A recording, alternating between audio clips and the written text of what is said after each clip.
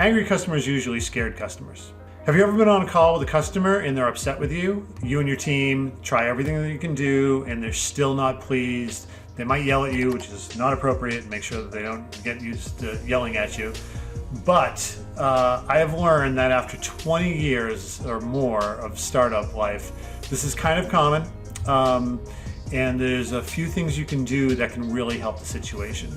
The first thing you have to remember is that they're scared. They made a choice to go with your startup company. They could have gone with an established company. They could have made an easy choice and just said, hey, let's go with that. But either your salesperson was great or you had a bunch of features, but regardless of the fact, they are now nervous. And if they are getting upset, it's because they're worried about their job. They could have made a decision which, if it gets messed up, suddenly they're out of a job. And that's usually this concern. They don't want to look stupid in front of their coworkers either. Their exec team, whoever it happens to be, they don't want to look bad. Customers don't know if the product will work as advertised or if you're even going to be around in a year or two. So they really went out on a limb. So you really need to then go back in and reassure them with 3 things that I'm going to talk about down below. The first thing you need to do is build trust. Have a great kickoff. Make sure that you're delivering things to them early if you can. You're checking up and you're following in on them. They're going to say, hey, these guys got their crap together. You have to provide excellent customer service.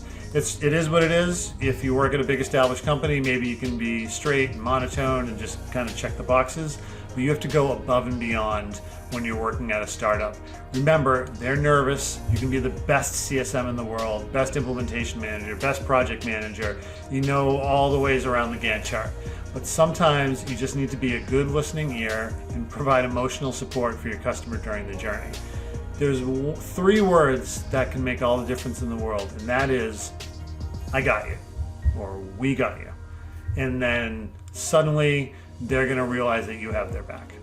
Okay, so you can certainly go about and not do these tactics, but I can guarantee either the project's not gonna go over that well, maybe they're gonna escalate to you, and they're gonna feel like they don't feel the love or things like that. So if you go above and beyond and you're constantly sending out your status reports and you're asking them questions, if you're using software, you're making sure in your onboarding software you're getting them updated and they know all the things that they need to do, asking them the decisions, and if some issue is going to come up, let them know early.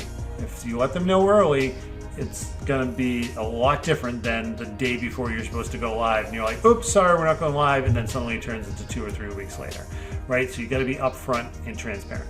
So if you go above and beyond and you're building your trust and you're providing amazing service and you're comforting them, you're going to have a much better rollout. They're going to be happier, probably going to renew, maybe even earlier, and upsell as well too. Has this happened to you? I'd love to hear some comments below of things that you did to settle a nervous customer. Thank you.